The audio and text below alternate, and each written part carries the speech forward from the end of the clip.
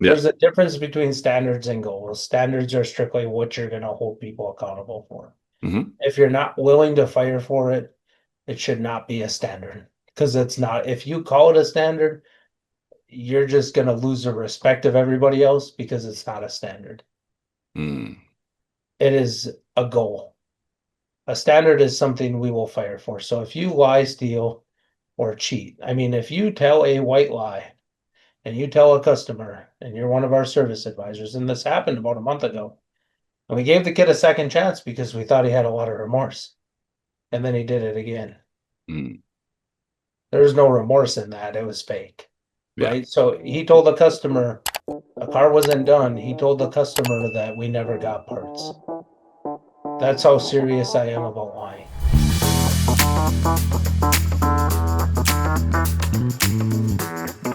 Thank you, everyone, for joining us for another episode of the Lift Your Shop podcast. I'm Kelsey Altram here with Lift Auto Repair Marketing, and today we have another amazing guest. We have Josh Gendron out of the North Dakota area, but also he has shops across multiple states, so North Dakota and South Dakota. So, Josh, thank you so much for joining with us today. Yeah, thanks for having me, Kelsey. Yeah, to kind of start things up for everyone and kind of learning a little bit about you, how did you get involved with the automotive industry? So I actually graduated school. I had a big scholarship to go to engineering school, and I blew my knee out racing motocross, lost my scholarship, and thought it was a good idea to have a baby at 18. So didn't have the money to go to Michigan Tech for engineering, so I thought of what I could do, and I always liked working with my hands, so I decided to go to trade school for automotive technology. Very nice. That's such a unique story. So once when you went to you had a child. So first, like congratulations, but also at the same time, I'm sure that was like holy moly, we're getting this thing rolling, this journey rolling very very soon in your life journey. But so how was that balance going to tech school and being a dad? It taught me how to work, and I say had a baby. Her name's Hannah, and she's 17 now, and I wouldn't take back the journey, no matter how many challenges were inside of that. I wouldn't take down the journey for anything. Still married to Megan. We actually had Hannah in 2007 and got married in 2010. I think we'll have to check on that one. But still married. We have three beautiful daughters. We didn't have anybody to fall back on, so it was figure it out. So I went to trade school for 6 hours a day, worked a full-time job for O'Reilly Auto Parts, became the assistant manager there, and worked part-time in a shop. So I was working between work and school. For 2 years straight, I had 4 days off. I had Christmas and Easter. Those were the only 2 days off I had for 2 years. Oh my goodness, great. So I learned how to work hard because taking care of my family was what my dad taught me to do. So I just went to work, and after college, I ended up getting a job at a Cadillac dealership,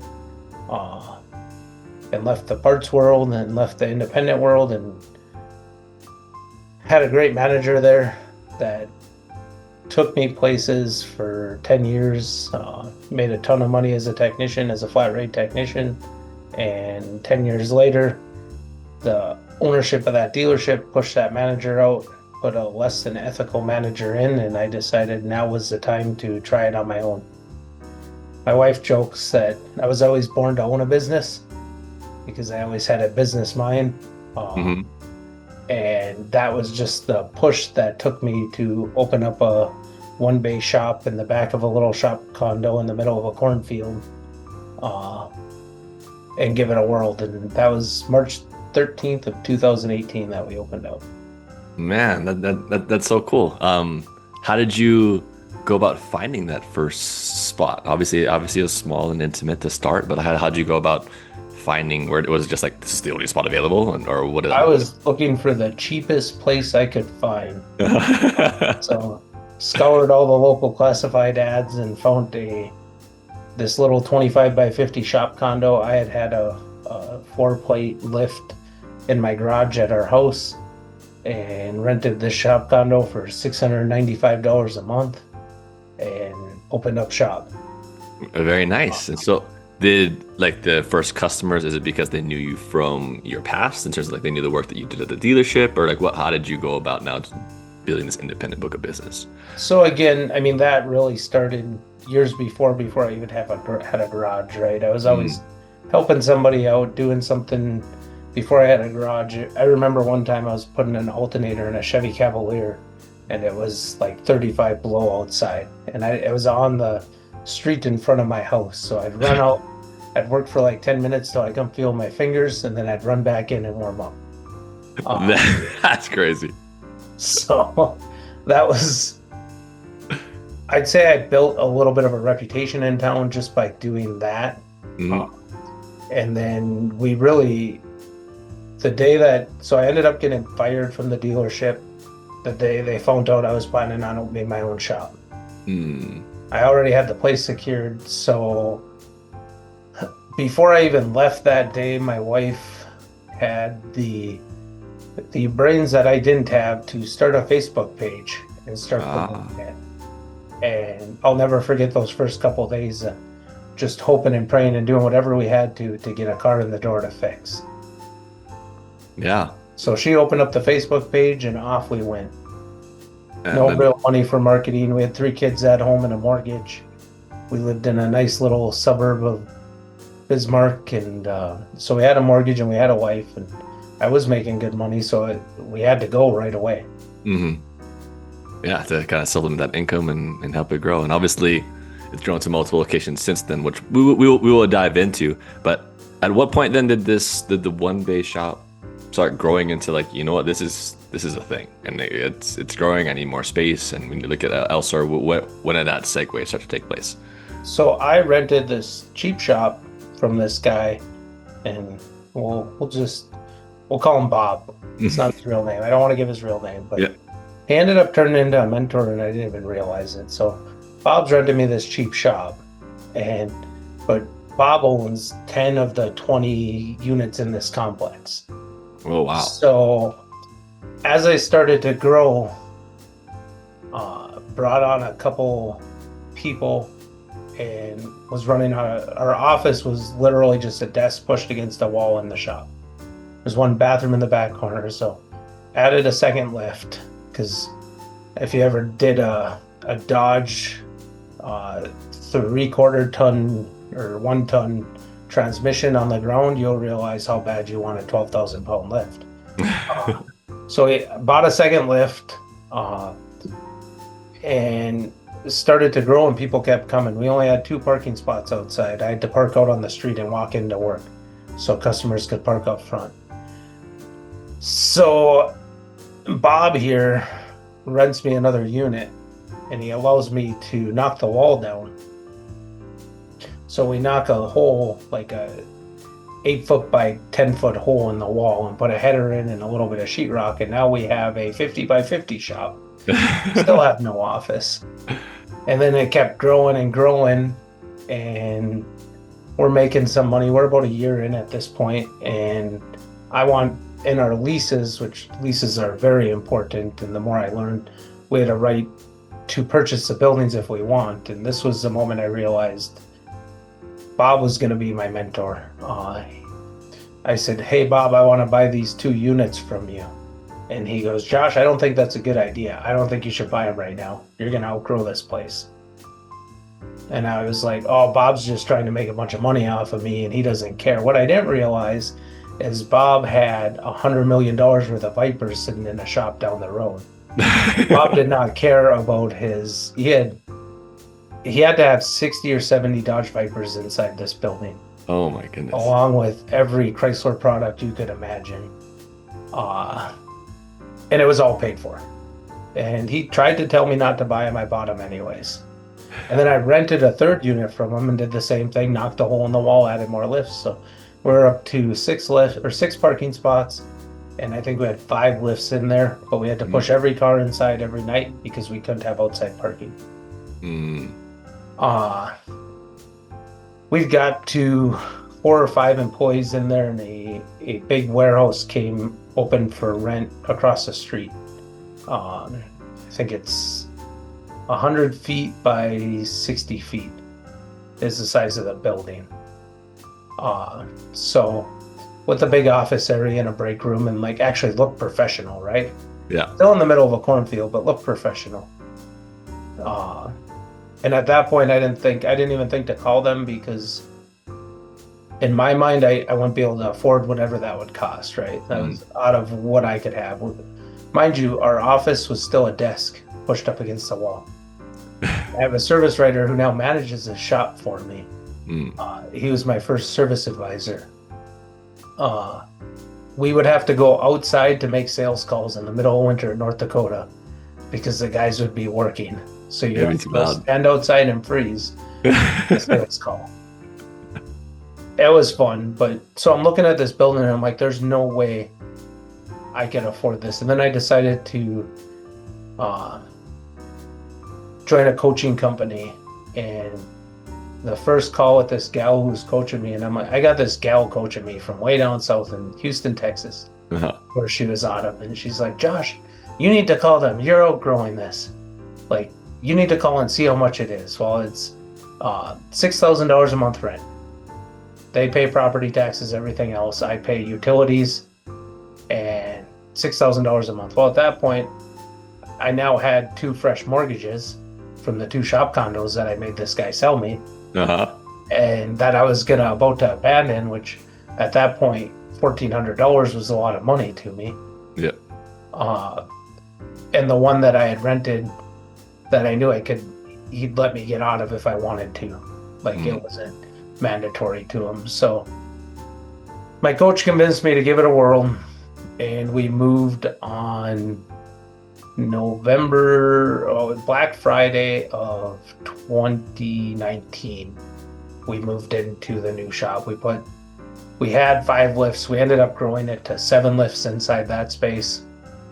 And then the next year rolled around, and we were out of room. We were doing $200,000 or better out of this. We ran out of room, or we were pushing up towards 200. We weren't quite at 200, 180, 190, which 2019, 2020, that was pretty good money. Yep, no, for sure. So I ended up convincing the landlords to add another 60 by 70 addition for an additional $5,000 a month. So now all of a sudden, in the matter of, I can't afford $2,000 a month rent, all of a sudden I stack on an $11,000 a month rent bill. And they hired a contractor who I became friends with. They let me help in the construction process. They floated the bill and just adjusted my rent. Wow. As soon as we got the certificate of occupancy, my rent went up $5,000 a month. So then we went from a 7-bay shop to a 14-bay shop. Man, that's quite the growth in such a short amount of time. But I'd like to go back, though. I feel like I missed something.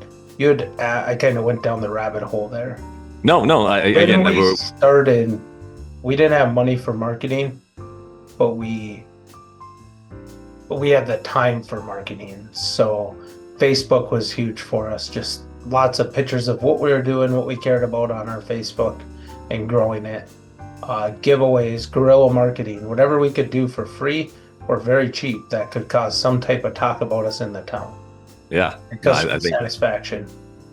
We did the 4th of July parade in our hometown here, and we put my wife's car on a car trailer with the hood propped, and I rented a smoke machine from the local DJ. Put a smoke machine underneath it, ran off a power inverter in the car, and piped the smoke up so it came out under the hood. Oh, nice. All the kids were just loving it. They thought it was the coolest float ever. That car's on fire. But marketing really is what allowed us to grow, though, too, and just doing whatever we could to get our name out there. Yeah, no, I mean, it sounds like you guys are definitely very in tune with community. In order for it to grow, especially that quickly in that sort of time where you're like, yeah, we can take these leaps of growing the shop and the square footage and throwing in more lifts, et cetera. Because people are like, this is where we need to go. We need to go to Lincoln Repair. But I'm curious then in terms of now the beginning people, like, did the first people you hired, did they stay with you throughout this entire time? Were you just really good about hiring really good people in the beginning, or did it fall into your place? Like, how did those beginning people kind of make up the shop? I'm gonna stir some pots here, and I'm gonna say I hired great people with zero skills. So I think a lot of times we get caught up in what people's skill set is what makes them great or not. I'm a huge believer that it's not the skills that really matter. Sometimes we need people with the right skills right away, but if we can find the people with the great character and teach them the skills, it's a game changer. So we talk about employees. My initial staff, the initial 5 guys, one of them left me, and he now writes service information for Bobcat. So if you got a skid steer and you look at your service manual, it was probably written by him. Okay. I hired him out of the Dodge dealership. He had a skill set and he's a great person. He left to go do that. Still respect him. Another one of my initial hires actually worked with me at my dealership. He left because they were going to transfer to North Carolina, him and his longtime girlfriend, I don't know, common law marriage partner. She got a federal job down in North Carolina and he was going to move. So he wanted to work for a place that he could transfer with. So he went to United Rental and worked for them. Plus, he never really cared for the high-paced theme. He was a pretty laid-back guy. He still brings his cars into us to fix them. Wow. Okay. They ended up staying in North Dakota. She went to North Carolina, hated it, moved back to North Dakota. They live here still. He works there. I bought a scissor lift from his company. He brings his cars in and has them work done in our shops. Another one, my first front office employee per se, was that gentleman I was talking about. He now runs that store that's tracking $3.6 million. He had never ran a shop or worked in a shop really in his whole life. He went to automotive technology school and then stayed in parts. He now runs that store 99.99% independently. Wow. And it's tracking 3.6 million. 2 of my first technicians I hired are now lead techs at 2 of our locations. One was just out of college and one was still in college when I hired them. My first hire ever actually just left us about 3 or 4 months ago. He's kind of on the fence about wanting to come back too, but he actually left to be a swing trader in the stock market. Oh, okay. Interesting. So I am a huge believer, like, those are the guys that helped us grow to where we are today. And the one thing you noticed is none of those guys had a ton of experience. But they all had the right character. And I love, as you're talking about them, like, obviously a lot of them change paths eventually, and like, that's completely okay. Like, it was like they people have their own journeys, and you're like, wow, they're with me though. I was very grateful while they're with me. And you hired for different that. Yeah. It's very hard when they do leave, right? But yeah, you really have to look at, like, why did we hire them? What do we want to give them? No, what did they want? What did we want them to give us, right? And the time all those guys that had left me were there, they gave me exactly what I needed at the time. And for me to not respect what they did is the most selfish thing I think I could do. Yeah, no, definitely. And so how did you be able to vet out, because some people ask us, like, yeah, I mean, some people just have good interviews with them, they end up coming on board. I'm like, they're nowhere like that interview. So how did you go about it? Was just kind of like a gut thing, or is it, I can feel that they are a good person regardless of their experience? Or what did that look like? Over the last 5 years, we've been lied to, we've been cheated, and we've been stole from. But I don't want to tell you I'm like a savant at it. I teach my managers, like, if you think somebody's going to be great as an entry-level position, hire them, and then find out what their character is. Because it is hard to tell, but if you're only focused on, I'm only going to hire that guy because he has the experience, I'd really challenge you to say, man, like that experience isn't that hard to get. Or hey, they got 20 years of experience in the field, but they haven't learned anything since the first day they walked in. They just keep doing the same things over and over again. Mm. Right? Our most experienced guys we've hired, honestly, about 60% of them have been the most expensive guys we've hired as far as the amount of crap they break. Yeah. So we try and take the approach of we're going to look at their attitude. We do disc profiles on all our employees before they start, so we can tell how they interact, what pushes them. Perfect. Real quick, what is a disc profile for those that don't know what that is?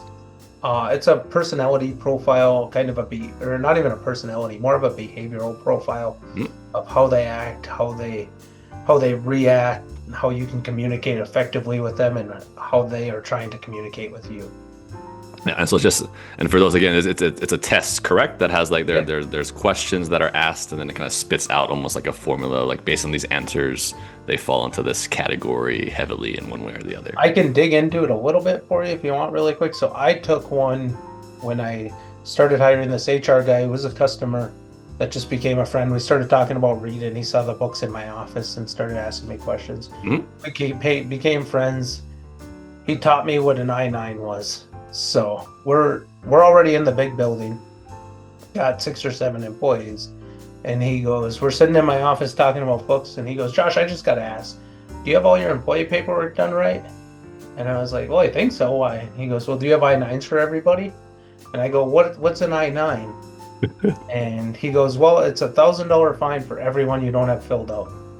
And I was like, I'm gonna get on that. So this guy introduced me to disc profile, and he told me to take this silly little test. And I'm a very type A. If you know me, I'm a very type A personality. Like, I'm just go get it done and we'll clean up the mess later type of guy. Yep. Very direct and very blunt. And I took this profile, and me and my wife have been married a long time. This was back in 2020, I bet. I took this profile and I read it, and I'm just blown away at what it tells me about myself, of things I haven't been able to put into words. So it prints out a big packet for you that explains you how people should talk to you or communicate with you. And I handed it to my wife, and it's like, you basically have to like say everything super soft to me to not get me to react. And I'll never forget, she was sitting on the couch when I got home, and I handed it in. I'm like, you should read this. And she looked at the communication styles to talk to this personality, and she laughed, and she goes, yeah, blank you, that ain't gonna happen.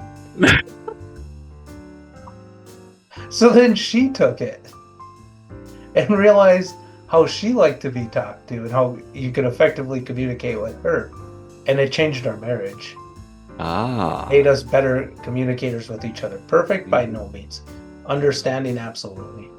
Yeah, no, I absolutely love that. Again, creating almost a baseline metric of like maybe someone's even their core values, or even their values in which they don't even know themselves. So like oh, that's the way I actually like to be communicated with. I didn't even realize that's the way that it was. And I think that helps reveal some certain elements about individuals, especially like there's certain disc profiles and whatnot that fit better in certain roles. Like maybe someone is applying for a role that like you're like, actually, I think you might actually be way better for this type of role instead, just based on how you communicated. It's a simple thing like that. So I love that. That's something that you implement and do across the board. And like for those that are like unaware of like cost per application, what does that sort of look like?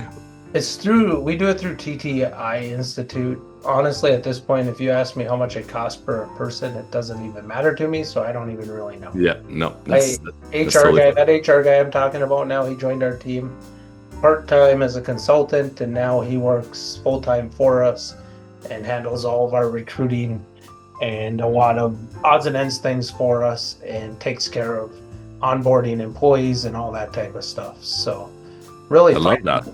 Finding the people's like, he had the skills we needed that I lacked. And then we just built a relationship until we were big enough to have him on board full time. Gotcha. Yeah, and I think, and how many team members are you at now across the shops? 37, I believe. 37. Very nice. Congratulations. That's super cool. And so speaking of now, we've gotten into this first shop. It's grown quite a bit. How did you know when to get to the point of like, I think it's time for number two? I had a guy that I really like. We butt heads a lot in my coaching group. He was another client, and he hit me one day and he goes, "Josh, just go get bored. Just go drive around." Because I was like, I didn't know what to do. I was micromanaging. Everything was going pretty good, but I was kind of just in there really getting in the way. And he's like, just go look for another shop. You don't have to buy one. Just go look and dream and just go drive around. So I started, instead of going into work, I just went and drove around. And I found this perfect piece of property. And so Bismarck, Mandan split by the Missouri River. Bismarck has about 75, 80,000 people, and then Mandan has about 30 or 40. I found this perfect piece of unbuilt property in Mandan, North Dakota. I was like, this is it, and it was for sale. So I call, and I end up getting a great deal on the property, and I put it under contract, and I meet with that contractor that I became friends with. Mind you, when that guy was building that first edition, that I told him, well, maybe next year I'll have you build me another shop. And he laughed at me. He's like, this guy's crazy. He's just going now. And sure enough, the next year he was building me another shop. But there was some roadblocks in that path too. So got this property under contract. And now I get to learn about how the cities work. Dealing with permitting and codes and zoning and all of that type of stuff, right? So we had to apply for a PUD, which is a planned unit development, to change the zoning just a little bit. This property had not been built on for 36 years. Everything else was developed around it. And they made me go have an architect draw plans. I'm like, I got a steel building. I'm going to put some rock on the front of it. It's going to be pretty. All this other stuff. And they're like, well, we need you to have an architect draft it and draw a picture of it. $10,000 later, I got my picture. It's the most expensive piece of artwork I've ever bought. So I go and do all that. We're like 3 months into this process. The property's under contract. I'm only buying it if this PUD goes through. Otherwise, I walk away clean, minus all the engineering and architecture work I paid for. We're about 3 months into it. Everything looking like it's going to pass. Everything I hear. I think the wrong person heard who was building a shop in Mandan, North Dakota. And I went to the final meeting when they were supposed to approve it, and they denied it in about 35 seconds. This big, hard guy at 10:30 at night is crying on the court steps. Like, heartbroken. It was crazy. All this work. Well, the universe works in a different way. I start, wake up the next morning, it's like, well, I can't change what happened, but I can only change what's going to happen, right? So I'm like, I got this building designed, everything's good to go. I need to find a piece of dirt to put this on. Start looking around. There's a lot that doesn't quite fit it. It's going to require a bunch of dirt work, and there's an engineering firm just down the street, and I'm looking at this lot, and I'm looking at a couple others, and not as good of locations, and they're all kind of overpriced and everything. And my phone rings one day from this engineering firm, and they go, "Hey, are you Josh with Lincoln Repair?" And I'm like, "Yes, I am. How can I help you?" "Well, I got a deal. I think we can make it work for the best of both of us." Sends me a corner, or tells me about this corner lot right down the street, or right across the street from the other lot I was looking at with all the dirt work. And he goes, "The lady owns it in an estate. It was her husband. She wants to sell it, but she wants to sell it all together." What the problem for them was, buying it all together was too much. But what they wanted, they were renting the other building on the same corner of the block. They were renting that building, and they wanted to own it, but they can afford to buy all of it. Yeah. So we ended up working out a deal where I got a smoking deal on the property. They got a good deal, and they got to have their dreams. And I made it cheap enough for them to be able to buy their property. And then I got the dirt in a great location. Very nice. So how long was the process to then build once you got the dirt? This is where my personality comes out. So we went under contract in December on that property, or January, beginning of January on that property. Put the escrow money, went under contract. It was already zoned right. The city couldn't stop me, whatever. So we were rolling through February, and I'm working with the contractor, and this is COVID time, right? So everything's hard to get. Yep. And the building package for the steel was $180,000. And I looked at the contractor and I said, order the building. And he goes, Josh, you don't own the land yet. I'm like, I don't care. I'll find a place to put it. Just order the building. I'll pay for it. So we ordered the building in March. We closed on the property in April. Wow. So we ended up opening up that shop from the dirt to a fully operational shop with an all concrete parking lot. We opened on December 1st of 2023.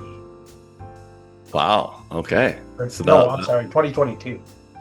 I get my years wrapped up as they go by. Yeah. I mean, the years are flying by, and so yeah, that's a bold decision to go ahead and order it before the dirt and the purchase was closed.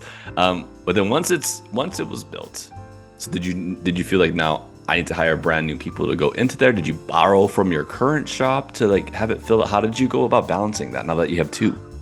So that, I don't know if it was a little bit of luck or what, but I mean, we have 14 bays at our other shop. It's in the middle of a cornfield though. So is the juice worth the squeeze becomes a factor. Like in order to get the customers to come to a cornfield to do work, is it worth it? So we had the room to overstaff. So I added a couple extra techs with the intent of transferring them over there. Oh, okay. And the manager there was actually my college instructor. So I hired one of my old college instructors that actually was the director of the college for 26 years, 10-year job. He left that to come work for Josh Gendron and this little shop called Lincoln Repair. And not because of money, but because of the values of what we stood behind and what we were trying to do to the industry. So he joined our team. He ended up joining our team in August when his contract ran out in the school.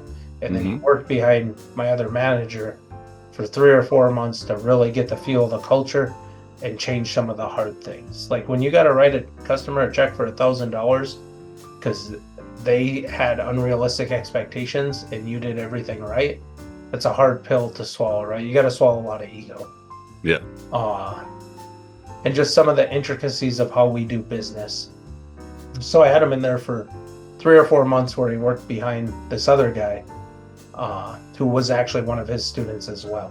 But I've known this guy for 15 years at this point. So that's how we launched our second store. Our second store we launched in Mandan. Its first month it did $98,000 with 3 technicians, a service advisor, and the manager. So in December. Yeah, that is great numbers. Did people know that? Yeah, like because you've been building it for this whole time that another one's coming down there? Or how did you let the people know? I think our brand carried a lot. We didn't do any pre-marketing.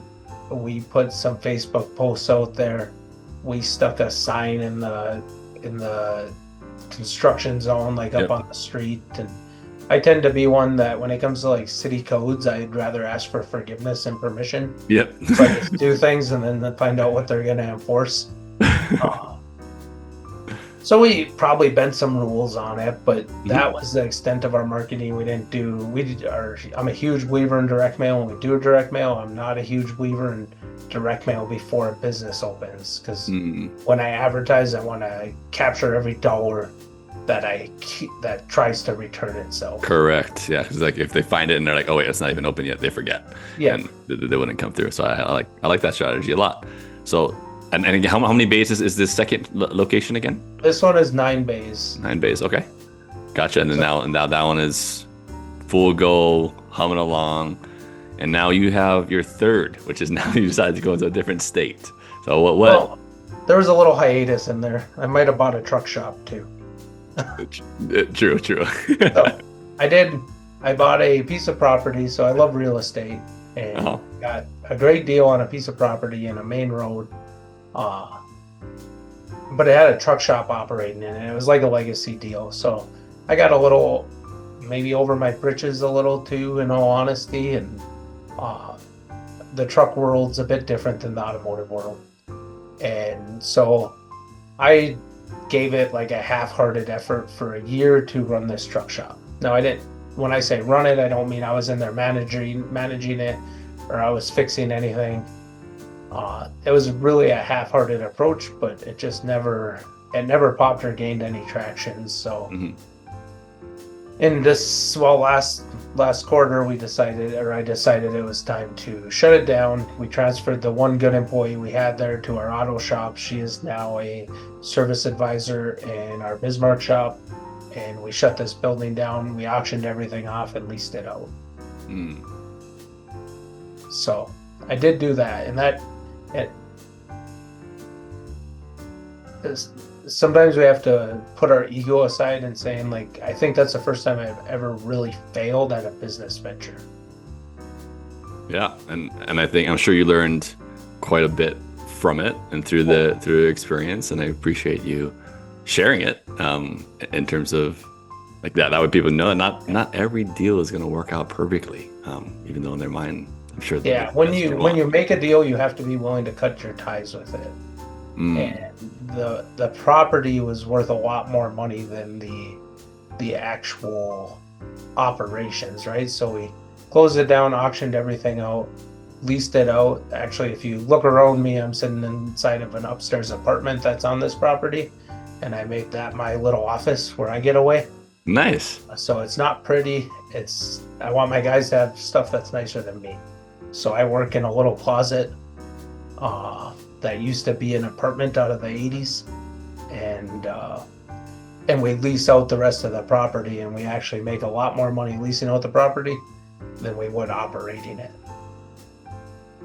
Yeah, I mean that's obviously a wise business decision now. To turn, like, yes, the operational portion may have failed, but you still have turned it into a win for yourself by adapting and adjusting, which I think speaks volumes to what you've been able to accomplish and do. And so now at your shops, I know you're big on people kind of running the business and kind of getting out of the way and helping them foster and grow that. So when do they go about hiring the rest of the team, or do you assist in any portion of it, or is like, no, I built a culture where they know what to expect, what I expect of them, or how does that kind of look?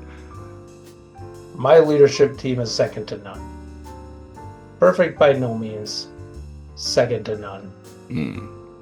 As of right now, as we sit here and do this podcast, I think I have 4 or 5 employees that I haven't even met yet. No interview, no contact, no cell phone service. I didn't even put them into the system. So yes, they get my managers and my HR guy get to build the teams they want to work with. I will guide them. I will assist. We just hired another A-level technician that has a great attitude that I actually interviewed to close the deal with and find out if he was a real deal. And yeah, I'm very optimistic. One of the things he said that really struck with me, this guy's in his 50s, been doing it for a long time, seemed to have a great attitude, like checked all the boxes, right? Knows his stuff. And we're interviewing, and he looked at me and he goes, you know, Josh, I've found over the years, I learn the most from the youngest people in the shop. I like that. I was like, this is my guy. Yeah. And then he goes on to elaborate. He goes, they're the ones that are still hungry, that are still out there learning and pushing the envelope, and they can teach me so much. See, $6 million in revenue is what we're tracking this year. The average age of the technician in my shop is probably 25 or 26 years old. Man, that's super cool. And especially just the words of someone that is older and being like his ego pushed aside, and I think that's a huge green flag. If that is something that gets shared in an interview process, I'm like, wow, this you can mold and teach, because they're aware of how they can teach themselves too. That's a little bit of a trickier aspect to do. And so obviously you're kind of out of the way. So are you big on process? Is there a lot of like SOPs and things that are around that they're like, yeah, this is what they follow? Or is it just like, nope, this is like overarching, this is the vision, and your leaders know the vision, and thus that's how it's implemented? Or what does that sort of trickle down effect look like? Yeah, so actually, I've been talking a lot about this lately. It's funny how the world seems to work out, right? Yeah. There's a difference between standards and goals. Standards are strictly what you're going to hold people accountable for. Mm-hmm. If you're not willing to fire for it, it should not be a standard, because it's not. If you call it a standard, you're just going to lose the respect of everybody else because it's not a standard. It is a goal. A standard is something we will fire for. So if you lie, steal, or cheat, I mean, if you tell a white lie and you tell a customer, and you're one of our service advisors, and this happened about a month ago, and we gave the kid a second chance because we thought he had a lot of remorse, and then he did it again. There's no remorse in that. It was fake. Yeah. Right? So he told the customer a car wasn't done. He told the customer that we never got parts. That's how serious I am about lying. There is no, oh, I'm going to defer it to somebody else. Like, you own it. If it didn't get done, I'm sorry, Mrs. Jones, we didn't get to your car today. I could give you all this BS, but this is just the real of it. And I know it sucks. And I apologize. Instead of saying, hey, Mrs. Jones, you know, that one last part never showed up for your car, so we won't be able to get it done till tomorrow morning. People can feel that, right? Like, you know when people are pulling your leg. You may not consciously know it, but you subconsciously know it, and you start to lose trust. So we don't allow any lying in our company. If we screwed it up, if we broke it, we tell them. If it was broken, we tell them. So we do live off of our core values, right? And that kid got fired the second time he did it. So one white lie, I might have to train it out of you. 2 white lies, you're fired. Yeah. If you don't have the courage to tell the customer the truth, you don't work in our company. And I think that is an amazing core value. That's a standard, though, right? And it's only a standard because everybody watched us fire that guy. It's non-negotiable. We had a kid steal a GS come in on a Saturday. We don't run garage door openers in our shop, but we have automatic garage doors, but we don't run the garage doors. Everybody has MyQ, and they have all of our garage doors on their cell phone. Gotcha. Yep. So they just open up the app, because all our techs always have their cell phones. They lose garage door openers like they're candy at $80 a pop. So everybody gets a login to MyQ, and they can open up all the doors on their cell phone. And we let our employees use our shops on the weekend to do their own oil changes, work on their own cars. They're not allowed to do anything for profit. If they get paid with beer, if they get paid with money, they're not allowed to do it. It needs to run through the shop. But if it's their own car and they're not doing it for profit, they are allowed to use our shop, but they're expected to pay for everything they use. So we had a kid, actually this was shortly after we opened up or got the security cameras up at our Mandan shop. He came in on a Saturday and changed the oil on his pickup truck. And the manager was screwing around with it, getting the camera set up, and saw him do it. And then he noticed there was no invoice written up. So on Monday, he asked the kid about it, and the kid goes, no, I just looked it over and everything. And he did admit that he took oil and a filter from us. And then on Tuesday, we asked him again, hey, did you guys use anything this weekend? We asked it in the whole group in our morning meeting. The manager asked that same question again, and he didn't step up. And then my manager took him in the back office and opened up his laptop and showed him the screenshot of him grabbing the filter off the shelf. And he said, are you sure you didn't use anything? And he goes, oh yeah, I was gonna pay for that oil filter. Yeah. I'm sorry? Sir, you are fired. Here's the deal. I'm not going to press charges right now. And this is what I told the manager to tell him. We will not press charges right now, but you better not bad talk our customer or our company at all. You are fired for theft, and I hope you never do this again. He calls me back and begs me, I'll happily pay for that oil and filter and everything else. If we allowed that, and we allowed him to pay, and you can imagine, you've known me long enough, Kelsey, you can imagine what I said. Yeah. If we allow that to happen once, we now just set the new standard. hey, you can take what you want, and as long as you pay for it when you get caught, you'll still have a job. Mm-hmm. That's the difference between a standard and a goal. And I like that definition a lot. I mean, hold into your, I mean, again, and regardless of who the individual is, I'm sure there's a lot of people out there that are like, that person's way too important to the team. And so like, I will pretend like this wasn't that serious and because I need them. And then now everyone else sees that and they're like, well, then can I get away with those things too? Or it's very hard to wrap your head around this, but we have to understand, especially once you start building a business with real employees, that no one person is ever bigger than the team. Mm-hmm. See, Lincoln Repair isn't the Josh Gendron show. It's the Bobby and Sally and Sue and Sam and all 35 others show, Mm-hmm. right? It takes all of us to make it work. And it takes all of us to make it work in the right way.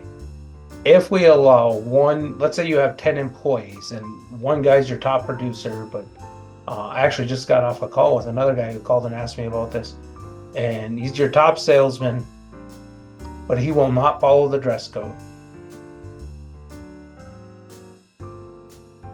He might be 1/10 of your business, but are you willing to save 1/10 to lose 9/10?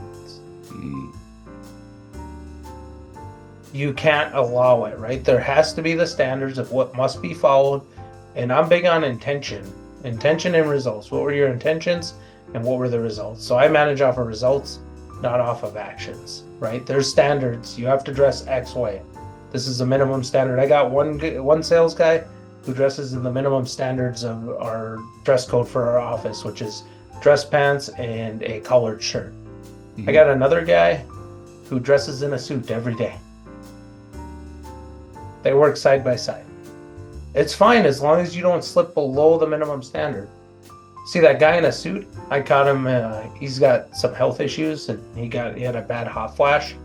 So he took his coat off and he took his shirt off, or his dress shirt off, and he just had his undershirt on. And he's a pretty big dude too.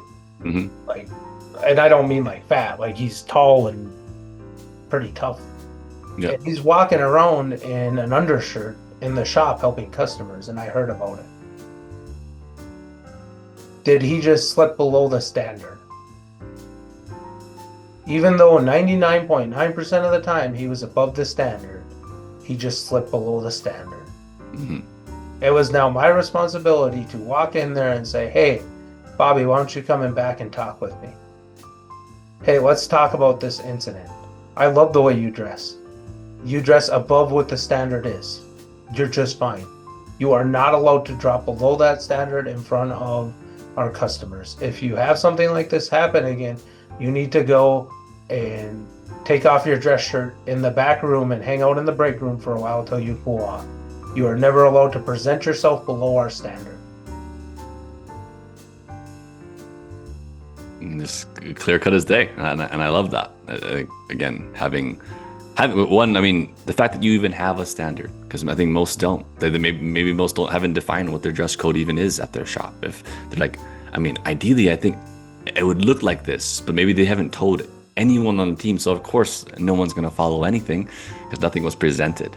And so I think that's very well done. And even little things you shared there were, hey, you pulled someone to the back to have a discussion. It wasn't a discussion in front of everyone, and like letting them know, hey, look at this. This was wrong. Everyone, you should understand this. Like, no, everyone else understands, and just the fact that you took them to the back, they know that alone. Like they understand what's taking place, and I think that's respectable in terms of knowing that he's not shaming this person in front of all of us. When we discipline people, we're not disciplining them to build up our own ego, and we don't want to trash their ego. Mm-hmm. We want employees that respect themselves, right? 100%. So if we destroy them, are we doing them any good? So we have a rule I teach my managers, and my managers have a different level of standards that I expect from them than what our common employees are. But we discipline in private and we praise in public. Yep, and I think I've heard this multiple times with multiple and owners that are definitely doing the right things. I mean, their businesses have obviously grown. They have multiple locations and things like that, and this is always a common thread where I think that's, again, it's easy in the heat of a moment to just be like, we don't need to walk all the way to the back. I see what's wrong. I'm just going to tell them what's wrong right here.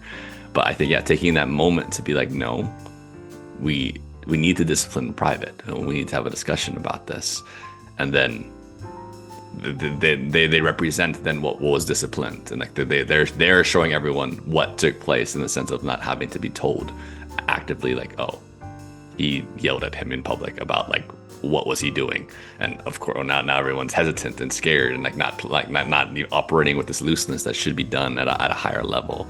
So I definitely think what you've built obviously speaks for itself, of the standards and the difference between goals. So Josh, thank you so much for all that you've shared with us today. I think you have a wealth of knowledge in terms of how to operate a business effectively, but also be able to get out of your own way of like, hey, it's the team. It's not me. Maybe in the beginning, yes, it was you. It had to start somewhere for everyone. Like it was just you. You were the owner of the business. But I think getting to the point of understanding when to get out of the way from the team and allowing them to flourish is a huge step that isn't easy. Everyone's learning. I'm constantly learning. I'm sure you're constantly learning, but it's that ability to learn and recognize and grow from there. But I always end with a question in terms of what is I think you hinted on, you have books in your office and around, but what is a good book that you typically recommend everyone needs to read and have as a part of their life? Man, that's a tough question. So I've read hundreds of books on hundreds of different topics. I think wherever your heart is or wherever you feel like you're missing is a great place to start, right? But I'm going to give a couple. So there's a couple on personal development, which I think all of us at Leaders need to be on the forefront of. And one of them is QBQ, the question behind the question. And the other one is Leadership and Self-Deception. Who are the authors of those? One is Arbinger Institute wrote gosh. So I need to write them down for myself. Because QBQ, question behind the question, I've heard of that one, but what was the second one you said? QBQ is by John Miller, and Leadership and Self-Deception is by the Arbinger Institute.